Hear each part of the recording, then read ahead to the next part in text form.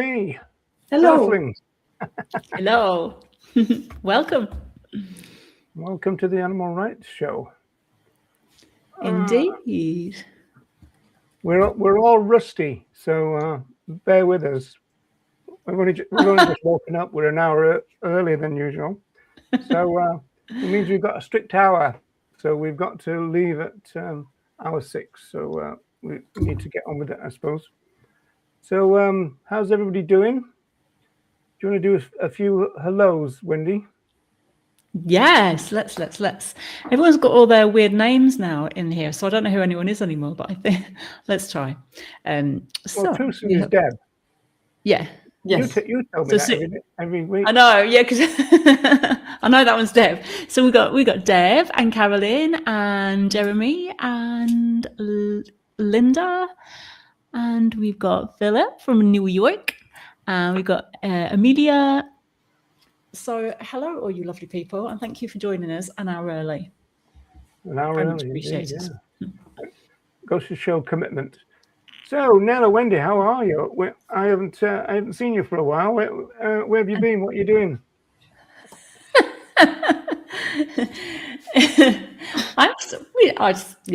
Not bad.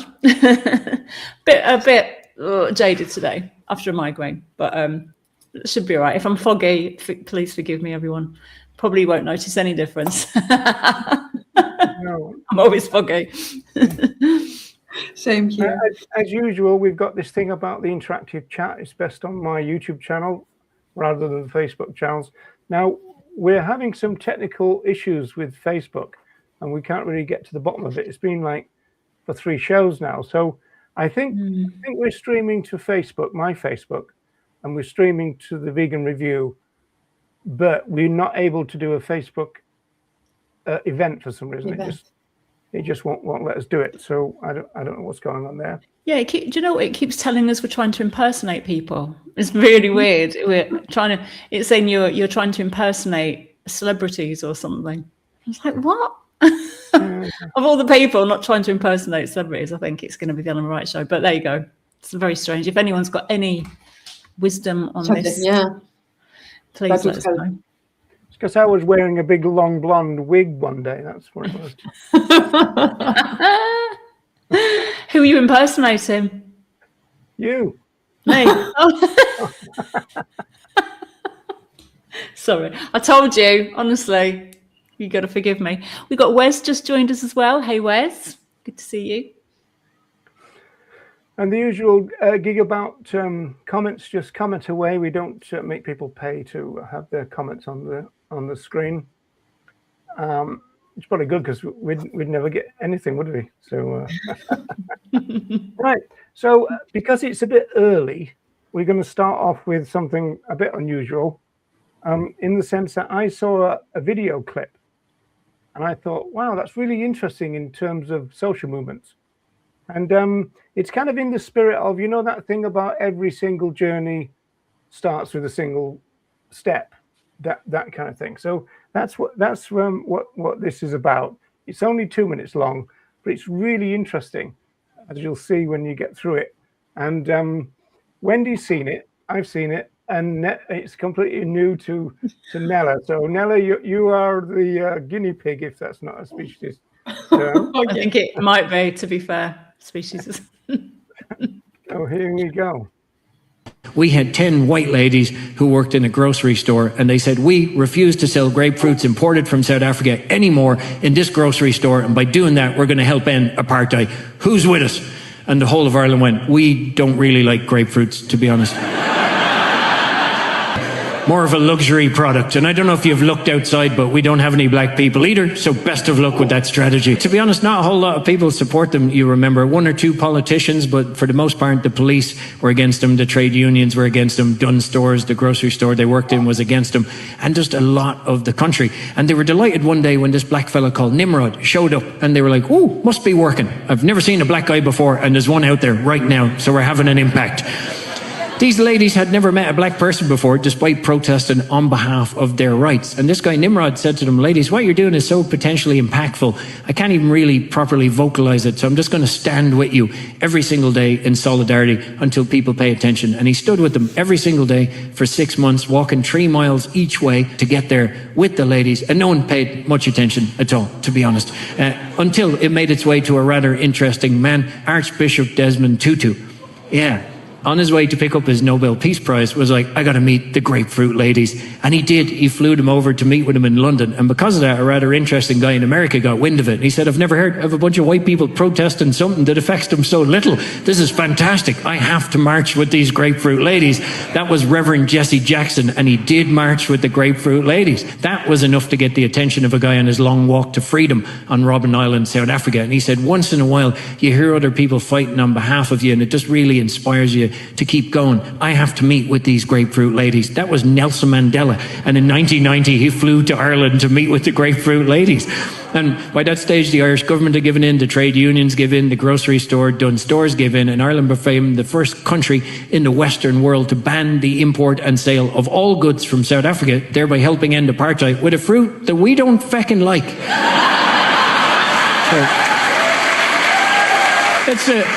For me, it's a lovely bit of history that all too often gets forgotten. But Nelson Mandela never forgot. When he passed away, he made sure that the ladies were invited guests of honour at his funeral, should they wish to attend. And they did attend in a free South Africa that they helped create. And it was only around that time Nimrod, the one black guy who showed up to the protest in Dublin, got round to telling them who he actually was. He'd been Nelson Mandela's cellmate on Robben Island. Oh yeah, he knew exactly what he was doing. He knew Irish people liked speaking up for other oppressed groups. He knew we loved the hip-hop, thought we were a little bit black. And I tell you that story because the leader of those 10 white ladies was called Karen, so you never know.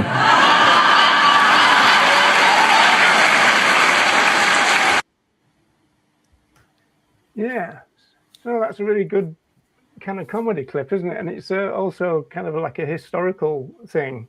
I remember the thing about Dunn Stores. That's Dunn Stores, for people in not in Ireland, are kind of like a supermarket chain, a little bit like Tesco, I suppose. Sainsbury's in the British context. So yeah, and there was quite a lot of opposition, and then it grew and grew and grew. And I was thinking, that's kind of inspiring from a kind of social movement point of view. Like everything starts from one person. It reminded me of Declan Bowens, because in 2013 he decided to go back to Westmoreland Street. He'd done quite a lot of single issue stuff in Ireland, and he decided to go and do vegan outreach on Westmoreland Street, which is right in the middle of Dublin. And he went on his own, and it grew from that one thing. And he had one table. In fact, it was a smaller than a table. It was almost like a stool.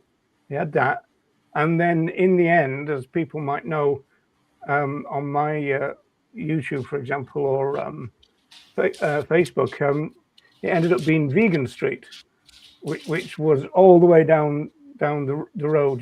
Completely, kind of filling the place. And we did 5 hours on a Sunday, and then it moved to a Saturday, and then it moved to Sunday. And we worked out, I counted them in the end, worked out that over the 5 hours, 13,000 people walked past the site. So even the ones who weren't engaging with us were to see. So it was like a form of advertising, because we had all the big vegan banners and all that.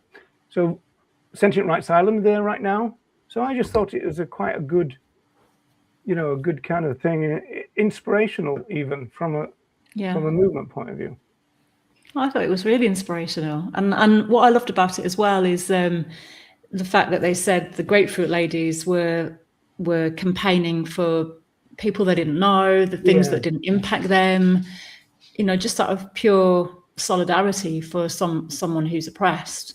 And it kind of reminded me of our movement, because I think that's obviously what we're doing, although things do impact us in terms of emotional effects and things like that. We're standing with others rather than for ourselves, as well as for ourselves, of course, but, in a human sense. But kind of had a little bit of resonance there. By the way, I think Alan has offered to give you 50p if you're struggling. So just in case. And happy New Year to Dennis, and hello to Sarah, who's joined us as well. I think that every time we use our privilege to protest about someone who hasn't that privilege, we protest about something that doesn't affect us directly or that much. But I think this is the point of using one's privilege for something good.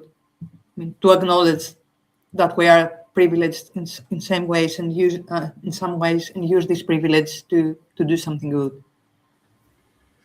Yeah, so you were the only one who'd not actually seen that, Nella. So yeah, it's good, isn't it? So, It is. So 50p, eh? Wow. Yeah. You mind how you go with that 50p. Look at my investment portfolio and see what I can do with that. So. And just going back to the whole guinea pig thing, yes, tested, as Jeremy says, much less these days, but yeah, still not a species is common, and obviously, yeah, they would have just shifted to other individuals for sure. Interesting that, and because Joan Denea argued that we should use the word vivisection, and yet a lot of people say that people don't know what that means, which is true. I mean, I've seen people collecting for charities that use vivisection, and you go up to them and say, "Is this funding vivisection?" And they go, "Oh no." And then you go, "Do you know what vivisection is?" And they say, "No, I don't actually." and so it's kind of that thing about what's the point of using a word that people don't know? Don't understand. Yeah. So. Yeah, and then the other side doesn't sound anything, though, does it? Animal testing. I know, it's quite euphemistic, isn't it? Whereas vivisection, and I know we had Geordie on a few weeks ago, and in his book he was talking, or it might have been an article he's written actually recently. He's talking about, I think he's done an article about Tom Reagan, hasn't he? And in that, because the speech that he's commenting on, Tom Reagan's sort of justice speech is the rally for the anti-vivisection march, and he was saying that he likes to use vivisection as well. And I've always thought it's a much more emotive word, isn't it, and much more visceral, as opposed to like testing and experiments. They sound almost like, even the science lab at school, just with your Bunsen burner, not the horror that's actually being done. It doesn't seem to capture the real.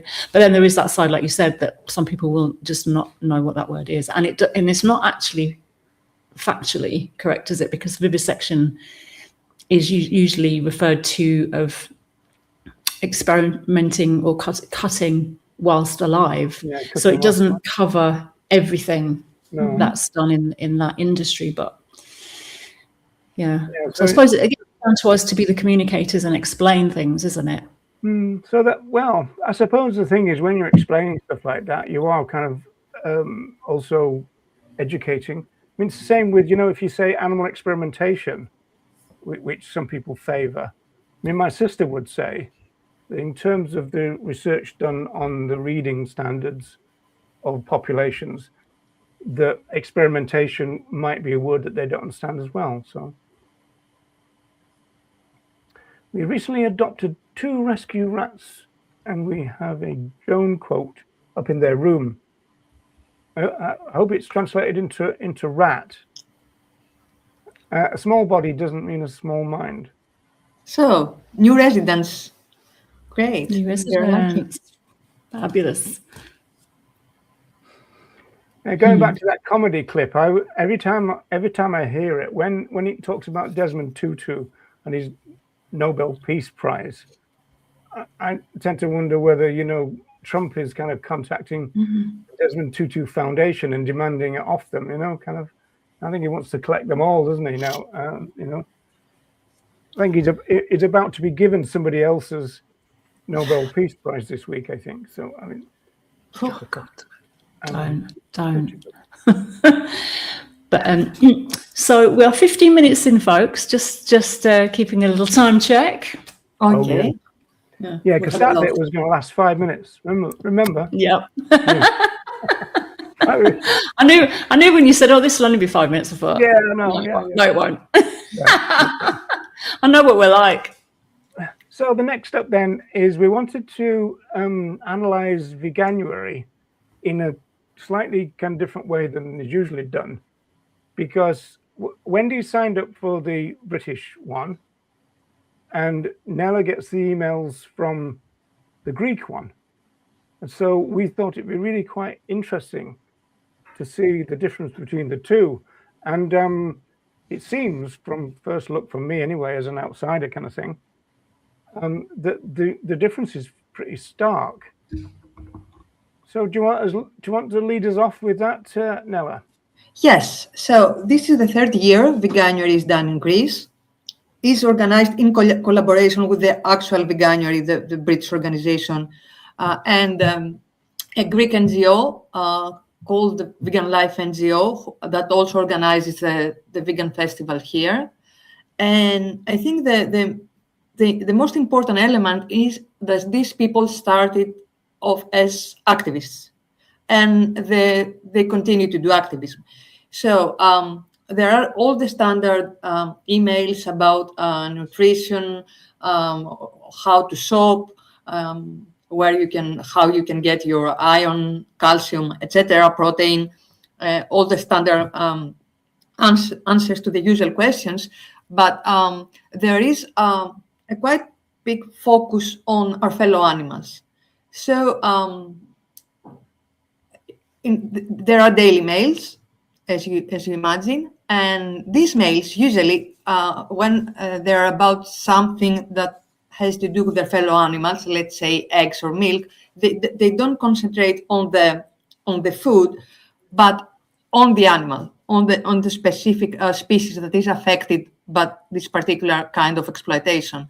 And the email, the one that is on the screen, starts from the animal. There are pictures. There is info about how they're exploited, how they are killed, why exploitation is wrong, why, let's say, backyard eggs are wrong. And there is a button, that black space there. And if you go there, you get even more information about the animal. And it's mostly written by social psychologists and political psychologists, who is Maria Ioannidou, who is an activist too. And then as you scroll down, you get info about the environment, and lastly, you get info about health or food. This is not every day, because they have mails about all the species affected by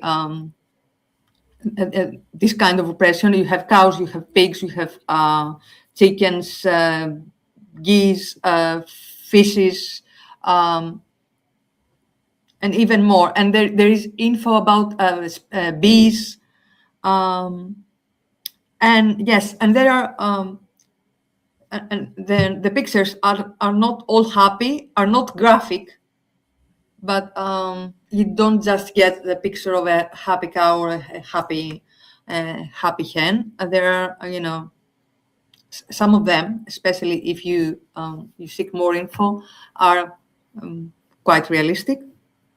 And if you don't like reading the emails, there is also an Instagram clip every day where you get the same visuals and an activist giving you all this info in a short clip. And there is also a Facebook group. I think I can show people that, I think. Let's see. In the Facebook group, people can ask all kinds of questions. There are also in there all the vegans that act as mentors. Yes, this is the clip. It's in Greek, of course, but it's all the email info crammed in a short clip. That's for the generation that doesn't read, then, Nella. Yeah. Sorry?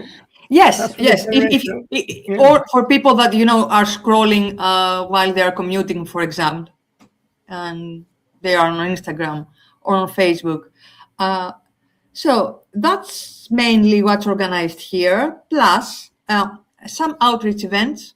We did the first yesterday. We had a leaflet, and you open the leaflet, and it answers the question why to bother with Veganuary. And it says for the animals, this is the first one, then for the environment, and lastly for your health. There are a couple of street parties that are going to happen in collaboration with vegan venues, so people can network. 2 cooking events in NGOs that focus on preparing meals for people who experience homelessness, and this is to highlight their work also, and the value of plant-based cooking. And what else? And the whole thing is going to close on February with a big event that lasts 2 days. It's a small festival, and it's the title is Veganuary is over, but compassion continues. So the organizers are going to send one more mail and ask everyone to keep caring about our fellow animals and justice, and just go on. And also the info you get every day, especially through Instagram and Facebook, the influencers, the chefs, the gymnasts, the athletes who are suggested by the Vegan Life NGO are abolitionist vegans, are people who have done in the past and continue to do activism. So someone who is new to all this, at the end of the month, is going to have a network of abolitionist vegans to turn to for advice or info or whatever. So that's the summary of the Veganuary, how it's done here. Well, before we contrast that with Britain and Wendy's emails, Nella, has there been any mass media coverage in Greece, and have you seen any of it, or is the ethical tone, does that get reflected, or what? There are a few, not by mainstream media. There have been a few articles highlighting the challenge and why it's happening, and but nothing very very big. But there are companies that support Veganuary, so when you see their ads, you get to hear about Veganuary. Right. Okie dokie. So let's drop this out if I remember how to do it. So Wendy, you sent 3 in the end. So, yeah, only 3. I'm only 3 days in because it was just a bit of maybe it would have been a good idea to sign up to the UK version just to be able to compare. But it's only 3 days worth. But it's quite different from the start. The first 3 days anyway. I don't know how it's going to progress. I'm interested to see how it goes. But the day 1, is this the day? Oh yeah, day 1. There you go. Sorry, I've come out of mine. Yeah, day 1, the adventure begins. The adventure starts here, and it's all about, first of all, meal plans, nutrition guide, Veganuary celebrity cookbook, find food everywhere, what happens if you slip up. So that's the kind of intro. There doesn't seem to be any mention of fellow animals at all on the first email anyway, so I don't know if that's free. I haven't had anything as a precursor to that email about why would one want to be vegan or anything like that. Day 2 is basically let's go shopping, two more budget-friendly resources, let's go shopping, your daily recipes, and then yeah, just a couple of recipes there, which you can click into and get more information from. And then day 3, which I've only looked at really briefly. This is today. exciting, Nella. We've not seen this one. Oh, you haven't seen day 3. So day 3 is starting to go into the physical changes that you might experience as you change your diet, obviously. Body weight. You get aggressive and start shouting at people and that kind of thing? Well, you never know, do you? So they're talking about body weight might change. You will feel hungry a lot, more farting and pooping, apparently. More pooping. More farting and pooping, and your skin will glow, apparently. And then there's some special offers, and then there's Eat the Seasons, more recipes. And yeah, so that's day 3. No mention of fellow animals so far. I want to know if your poop glows as well, Wendy. I think it's neon. neon green. Funny story. If anyone wants to ever hear a funny story about neon green poo, then just send me a DM and I will tell you all about it. I just take a look at the first email as you were talking, Wendy, because I wasn't sure about it. I reread the first email I was sent, day 1, and I haven't sent that to you guys, but day 1, it starts with a few, the person who writes that, Ellie, introduces herself briefly, and the first paragraph is what is veganism, followed by a picture of pigs in a truck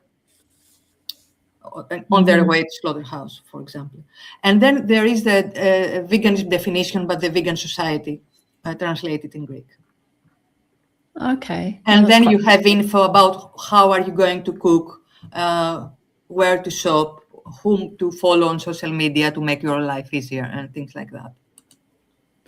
To be fair, this one, on day 1, the very first paragraph says, the adventure starts today. Did you know by eating plant-based over the next month, so at least they're saying eat plant-based rather than vegan's diet or eat vegan, eat plant-based over the next month, you will spare animals' lives and save 900 square feet of forest. Plus, almost half of our participants experience improvements to their health during Veganuary. So they do actually mention our fellow animals, saying they will spare their lives, but they don't give any definition of veganism or anything like that from what I can see. So it's interesting, the different approaches, isn't it? And I was just wondering whether, like the people who founded and still run Veganuary, whether that was a strategy from the start, is that we don't want to push the radical side of actually what veganism is, in order not to put people off. And I just wonder if there's a difference in culturally and also maybe between the people that are running it as well, because you were saying, Nella, that people in running Veganuary in Greece were all activists and they're all abolitionist activists. Well, I just wonder if there's a difference in the people who are running it, or if it's a difference in how they feel the public are going to respond to it as well. Like here in the UK, do they fear that UK people who are going to do Veganuary are just not open to that radical message? It's interesting. It would be good to sort of get their take on that.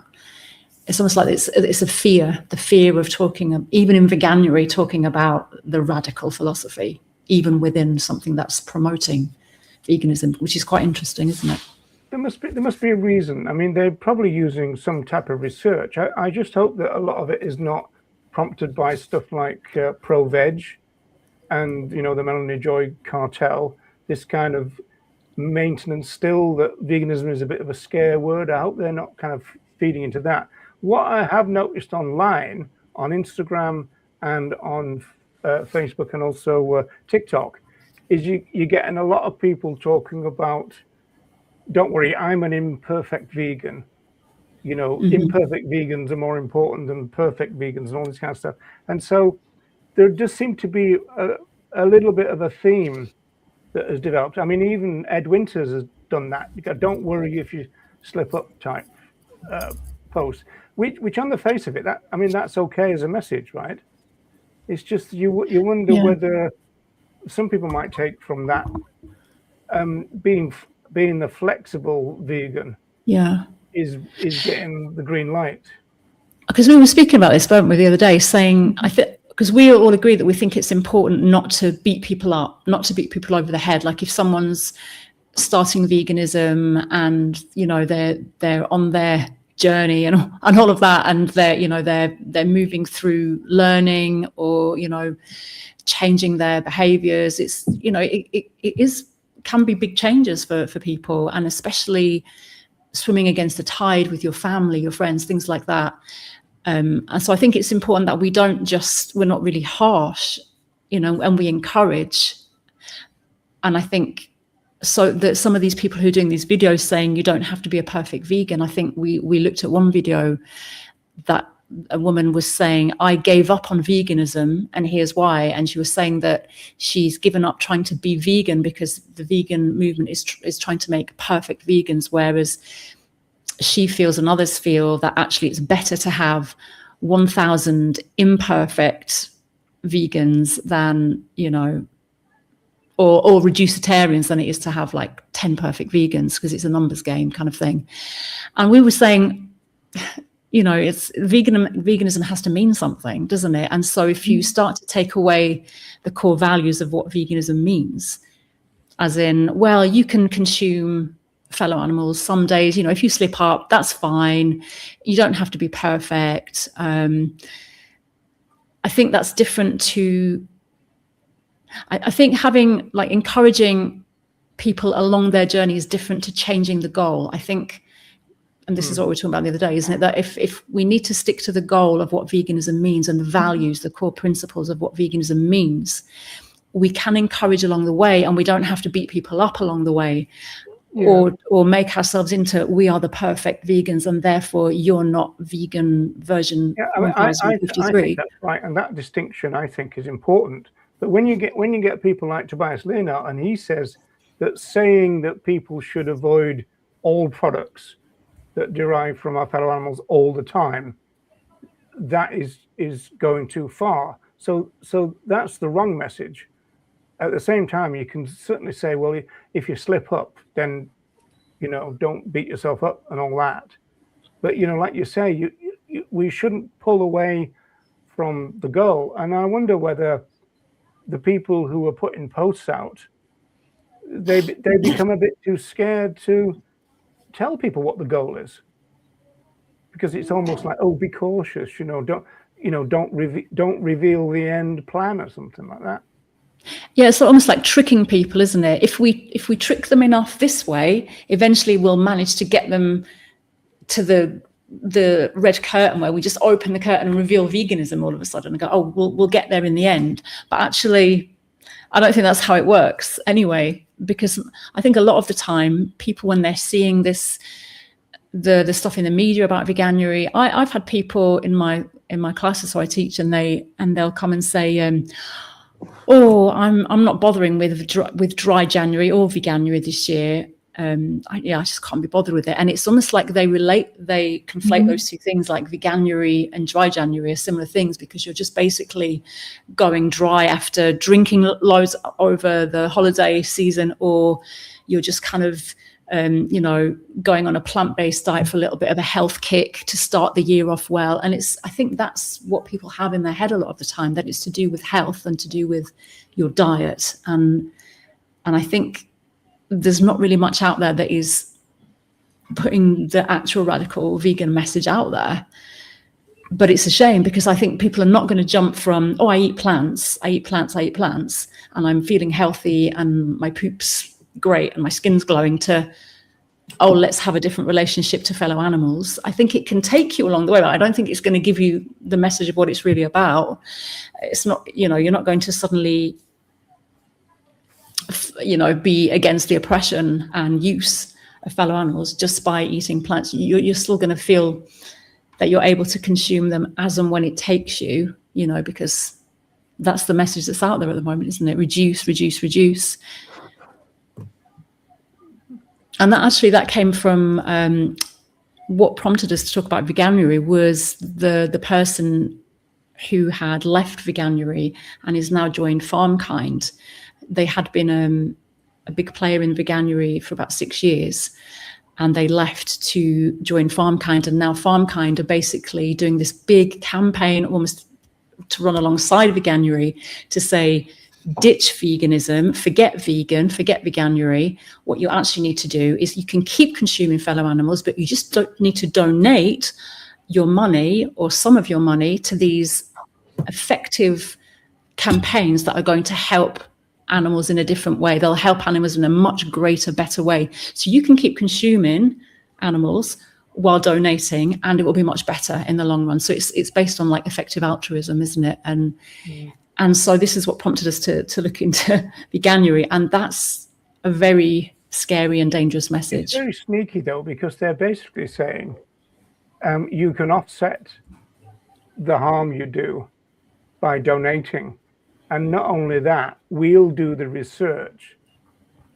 So if you send us the money, we'll send it on to the best people to get it. We won't take a slice of it because we're getting our funding from elsewhere. But that's also based on things like animal charity evaluators and all that. And so it's all to do with this thing about, you effectively are funding vegan money then into welfarism, and they're doing it as a kind of, well, we'll do all the work for you. Well, yeah, because they don't want you sending any donations to anybody who's going to have an abolitionist stance. That's the problem with it. And also very disingenuous, isn't it, to say you can keep consuming whoever you want and it's going to help them. Well, how does that help anyone? So it's basically, it's a cover for welfare campaigns, isn't it? Like cage-free hens and more land for grazing and all that stuff, more reforms. But you're actually telling people that you're going to be helping way more fellow animals if you do it that way than actually just, embracing the vegan philosophy. It's a load of crap. So Nella, have you got a final statement on this before we move on? Yeah, I was thinking about it, and what I see within the Facebook group is that when people slip up, the reaction is, because this is a friendly and safe space, of course, for people who do Veganuary for the first time.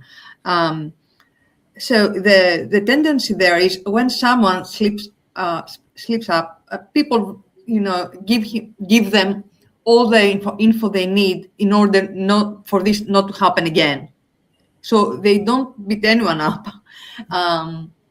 but they don't change the end game too. So they just give politely all the info, and they mention why it's important not to consume backyard eggs, for example, or honey, or the usual, slip-ups. Of course, you cannot force people to do anything, and they don't ask for people to promise that they are going to go vegan or make any absolute and definite, make decisions. They are trying to raise awareness about the impact of our daily decisions and what we are doing to our fellow animals, and hope for the better at the end of it. At least you go away having a solid network at your disposal. Yeah, I mean, I think it's a two-edged sword. It's okay to say, if you slip up, then don't worry about it too much. At the same time, we've also got to get the message that moral consistency is a good thing. That message needs to get over as well, right? And so obviously you need to frame it in language it's not going to upset anybody, presumably, but it can be done. And so there's no need for us to back away from moral consistency and start painting that as something that's a bit dodgy or undesirable, because of course that's totally desirable. Because it's almost like comparing, if you were on a diet and you were trying not to eat sweet stuff or whatever, chocolate, and then you just or one day you went out with your friends and you had a pudding, and then it's like, so, oh, but you know what? Don't worry, just you know, get back on it. You can just put that behind you. Just try again. You give up sweet stuff for the next week, because it's almost comparing it to that, isn't it? It's like, don't worry if you slip up and you fall off the wagon, so as to speak, or you have a drink in dry January or something. But then, you know, just don't worry, just put that behind you. And it isn't the same thing. That's the thing. We do have to try to put that message across, that it's not like you have just, you know, had something a little bit naughty in your diet. It's literally, it's about a different relationship that you have with you know, fellow beings, individual you know, beings who had a life. So we need to move on. So yes, we do. have something unusual today, folks, which is that for our third issue, we've actually got a guest. Give me a nod, guest, if you're ready to. Yeah, okay. So here, welcome to John. Hello. Hi, John. Welcome. Hello, John. Right. Nice to meet you. You good? And, this is the issue that we're talking about, right? And so we want to talk about this. It's got a lot of press. It was even on national TV in Britain today, Wendy. Yes. So welcome, John. John has joined us. He's a volunteer. He's an animal rights activist and volunteer with London Wildlife Protection. And in fact, he's just been to collect some sick birds just now, haven't you, John? Just literally on the bus an hour ago. How are they doing? Yeah. Just wanted to ask about them. Yeah, they're all right. Stable. So yeah. So ongoing thing. I know it's never ending, is it? Exactly. Well, I hope they're going to be okay, and thank you for going to get them and caring for them as well. So we. And actually, John was on one of those when you were saying about being in the media. This story went viral. Ina from LWP was out. Actually, she wasn't really just feeding some pigeons the other day near Harrow. She was actually trying to entice one of the birds who needed some help. I think something had happened with their feet, and she was trying to coax a bird to her by giving. She didn't have enough seeds, so she gave them a little bit of bread. She was trying to help one of the birds, but she was approached by some, I think at first some community officers who asked her to stop doing this, and she was obviously trying to help the bird, so she didn't stop. And then they asked her for her details, and she didn't, and they offered her a fine of £100 for feeding the pigeons, and she refused it. And so then when she refused to give her details and accept the fine, they then proceeded to arrest her. I think that's pretty much the story, isn't it, John? Yeah. And so there was a man who'd been filming. He'd been filming quite a lot of what was going on around, even before this happened in the street. And then he caught this on camera. And then he was saying, you know, he was really quite vocalizing quite a lot. You can't just arrest someone for feeding the birds. And he said, "Don't worry, lady, I'm going to put this all over social media." And obviously that happened, and it went viral. So then the LWP and Ina in particular have been approached to talk about it on Good Morning Britain. I don't think there was anyone on there, but on the Jeremy Vine show this morning, John, you were a caller on there, and I think Maciek from is it do you pronounce it Maciek or Magic? Because I thought it is Maciek. Maciek from LWP was on Jeremy Vine show talking about whether this was the correct thing, whether she should have been arrested or not. So we just wanted to get John on to give a little bit more information and to tell us about what happened. So how was it being on Jeremy Vine, John, this morning? Yeah, I mean, I go on quite a bit. So if you just look at their Facebook page, they put, you know, an hour or so before the show, like what's going to be on. And then you can call up. And I've been on multiple times for various different kind of vegan related stuff. Always trying to fit into the animals, but there's so many topics that you can kind of, you know, start talking about the animals. And yeah, I managed to do it this time. So yeah, it seems so. The incident seems to have happened. So birds often get, like pigeons will get like bits of hair or string around their feet. And then we have to entice them with food and then catch them, and then we will de-string them and release them. So it seems to be that that's literally what she was doing. And to actually, it just seems like a very silly incident. I think, to be honest, on the Jeremy Vine show, I think there was general agreement that it was a heavy-handed approach. I think the area of discussion, which seemed to be where there was disagreement, is, you know, should there in general be some kind of law, you know, against feeding the bird? Should there be rules around this? Where there was kind of far more, let's say, disagreement on this. But I think what a lot of people miss is pigeons don't have, like, even something like as far as I understand, a wood pigeon will get berries. Feral pigeons don't naturally go for any like plants or anything. They're so used to being fed by humans that all they will get is any scraps that people leave on the street. So in lockdown, they were literally starving to death and dying. And especially in winter, I think a number do die from starvation. So actually, we should also be having a discussion. We should be allowed to feed these birds, because we, as a society, have domesticated them, got them relying on us, then release them in the wild. And then if we're not allowed to feed them, they're just going to, you know, starve to death, essentially. I have a question, John. Are they considered wildlife? Because here in Greece, for example, they are not considered wildlife. They're considered to be urban animals. And when they get sick, they go to the wildlife hospital, but as an exemption, because no one else can do anything about them. So what's their status in the UK? And also, is it, at this moment, is it legal or illegal to go out for any one of us, go out and feed the pigeons in their area? Sure.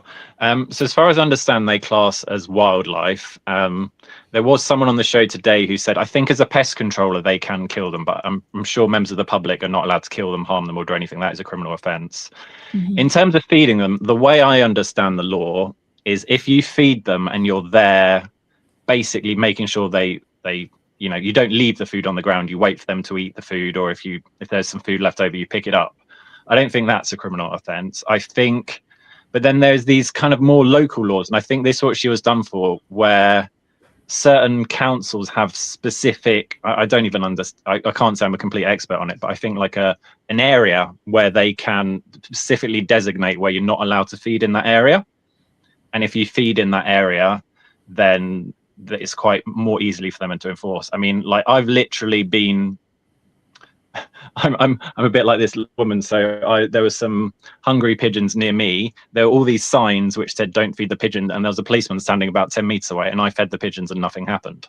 So I think you'd have to have some policemen that were, you know, had nothing much to do and were very much trying to. So it was probably just community officers, you know. I guess maybe that's more their role, but it's very heavy-handed. Yeah, because I don't think it's not illegal, is it? Like you said, and there are just certain council rules, like Trafalgar Square, for example. Now you're no longer allowed to feed the pigeons, and I think it's some of them deem it as antisocial behaviour, and I think some of the objections are to do with littering. I think they call it littering because of the food being left, and obviously like one of the hosts on the show this morning was saying like it's attracting rats. Like, I'm sure none of us on here would actually care about that. We'd actually probably quite encourage that, but apparently that's not deemed acceptable in our society, because they're all in the category of vermin, aren't they? The pests and everything is the category that as soon as anyone inconveniences a human, they get put in that category.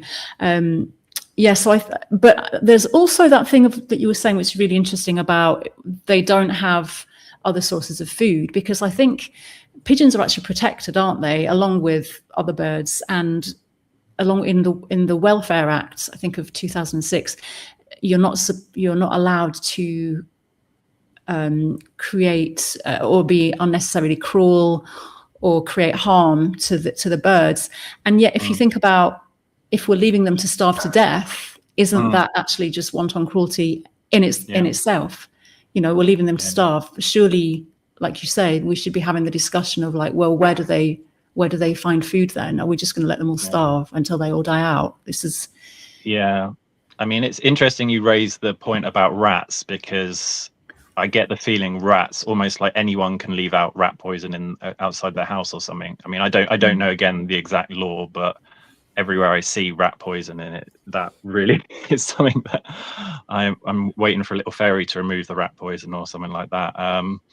But with pigeons, yes, I don't think you can deliberately poison pigeons, for example. But yeah, as you said, pest controllers, I think under certain circumstances could do something. But I think a lot of it comes down to people's perception of these animals.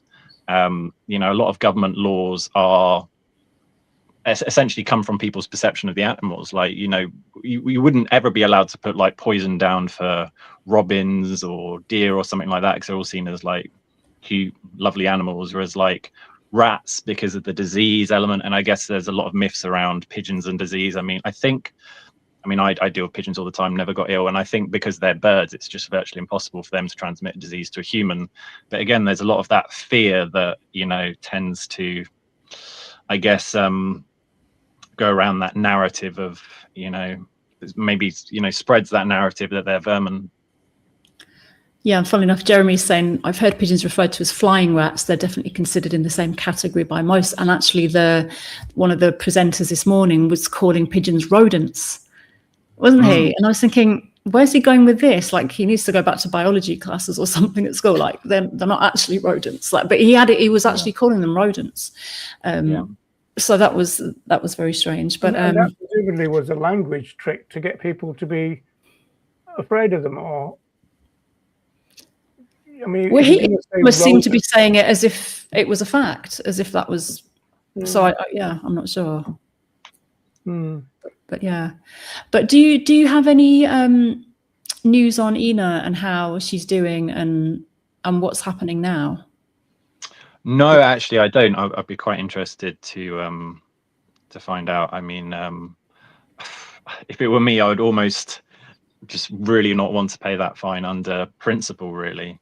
I'm sure it's if she were to not do it, I'd like to think that it would be, bearing in mind it's a news, I doubt they'd probably actually try and enforce that.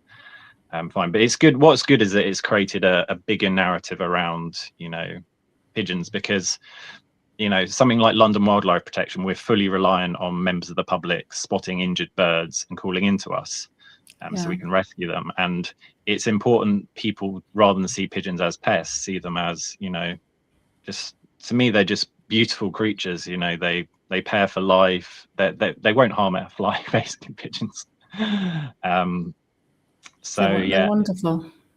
wonderful animals. And yeah, LWP, just to say as well, because I've done some volunteering with LWP as well, and they are totally volunteer led, relying on donations and people's own money, and they do such an amazing job. There's literally, I don't like to use the kind of army language, but there literally is an army of volunteers out there just doing this amazing, transporting birds and picking up injured, sick birds. They deal with nests and eggs in the nesting season, and then there's a few rehabbers who take in the birds and will help bring them back to health.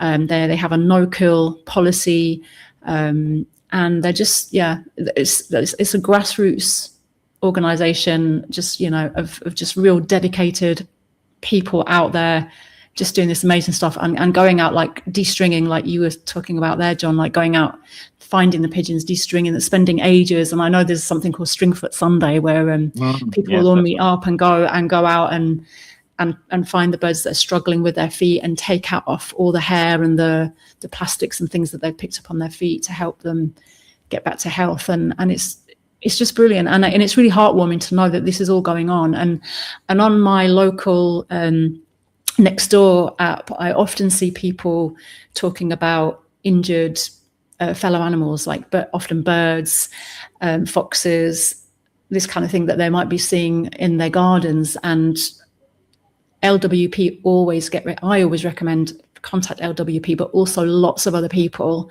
are in there saying contact LWP. So it's actually quite well-known organization now, which is brilliant, and people do rely on them as well, and it's a great resource. So well done to you and everyone else who's doing all that. Can I just say that anyone can volunteer, pretty much anyone can volunteer for London Wildlife Protection, like transporting and picking up birds. And also Stringfoot Sunday, it's open for people who want to learn. I mean, I learned de-stringing pigeons in a matter of weeks, and it's such a privilege to be able to just go out and save a few stringing pigeons' feet, because they'll lose their feet, their toes, you know, from this string. It really wraps around and causes them a lot of pain. So it's such a simple thing we can do to help animals. Yeah, and there's you don't have to be, you know, like you don't have to have the rehab knowledge. You, like you say, literally all I was doing was going from one destination, picking up a bird who maybe had fallen out of a tree or was sick or injured, and then transporting them to a rehabber. And it's just things like that, you know, it's, and sometimes actually another thing that I did for a while was just coordination in the group, like coordinating a transporter to rehabber, coordinating and liaising with the public who had called in, and sort of trying to coordinate, like, can anyone come and pick up this bird, and can you take them to this person, and things like that. So you don't even have to be the transporter, you can just be doing some volunteering on coordination things. So if there's anyone out there who has got any little bit of extra time, yeah, please do consider that kind of volunteering. So impactful. I want to know if you've got to get special bird bus passes if you're transporting around with buses. But Deb brings up this issue. Do you think there's a kind of linguistic component that could be engaged here, in the sense that we need to tackle this idea of us? I mean, we do it with other humans, calling each other vermin, right, as a pejorative. And of course, the baseline of it, as John mentioned, is the fact that they're talking really about rats. But even then, I mean, when you think about the spreading of disease, there's no animal that spreads more disease than human beings. So, you know, it's almost as though we've got to change people's mindset to be critical of the language that they use, because it sounds to me that Jeremy Vine show, they were just throwing these words around because that's the normal way they would talk about these particular individuals. Yeah, definitely. And I mean, I'm sure you notice it as much with, you know, the way people, you know, if you're talking to someone, they'll say they're pigs, they're farmed animals, that's their purpose. And it seems like people almost have it in their minds that, you know, rats, pigeons, their purpose should be to almost be exterminated or to get rid of our, and it takes a lot to undo that. And I think often it takes just education. You know, I think that's fundamentally what it comes down to. So do you have like educational material? Do you do kind of outreach in that sense? So we've got like a general, I know my friend's got like a general leaflet of what to do with various like animals. So one of them would be like, so kind of insects or something. If you've got like ants in your house, I mean, I've had an ant thing where I've just like done it all with sealant, the cracks, but white vinegar is a very popular thing which is used. It's all like basically alternatives to like slug pellets and alternatives to, you know, those kind of things. But yeah, I definitely think, you know, that is something that, I mean, people at LWP, I don't think have much spare time, but I definitely think it's something that could definitely, yeah, be done with the public if they have those kind of problems. Nella, do you want to come back in? Yes, I have a question. It's not very relevant. How do you get to catch them because when I try to catch an injured pigeon, if they still have the ability to fly, it's quite difficult if you are on the outside. Do you use some technique you can share? So there's two main ones. So the one that I usually use is just, so for example, if I'm de-stringing pigeons, I will just get closer and closer to them, feed them food, and then kind of swoop in with my hand. But that takes a bit of practice and experience. If you just like in the middle of a garden and you found a bird and you're worried, just throwing a towel over it is probably the most. You want something that's quite weighted so it acts quickly. But I think almost anyone who a member of the public that I've got to pick up a bird, they're surprised how easy it is. With a pigeon, the most common thing is they will just freeze. And so it's usually quite easy to pick them up. Thank you. A final question from me. We're running out of time rapidly. But is there any because we got this de-stringing problem in Dublin. Is there any kind of indication that pigeons are evolving the means to deal with the stringing? And I mean, do they take it off until it gets too entangled that they can't? You know, that kind of stuff. I've never seen a pigeon really do anything about that. As birds go, they're not the brightest compared to, say, a crow. I mean, they are more intelligent than people think. But I think the main thing we need to focus on is prevention. Like hair, human hair is by far probably the biggest. Like barbers and stuff like that, massive problems. Obviously, string. It's possible they could eventually evolve to do it, but to be honest, I haven't got any. I've always wondered about that. Right. Also, hair's really difficult. Do you want to wrap up? Because we're wrap up. Well, just like to say thank you very much to John for coming on. And I know you've got a few little individuals in your care right now, so you probably have to jump back and go and see how they're doing. But thank you for all you do, and thank you to LWP and everything you're doing. So, and if anyone, like as I said, can help volunteer in any way, that would be fabulous. And yeah, thanks to everyone in the chat as well who stayed with us and for the brilliant comments. Wish we had longer, but we'll see you probably in a couple of weeks, hopefully with another show, another topic. Who knows what that'll be? Indeed. Right. See you then, folks. Thanks so much. Take care, everyone. Bye. Bye.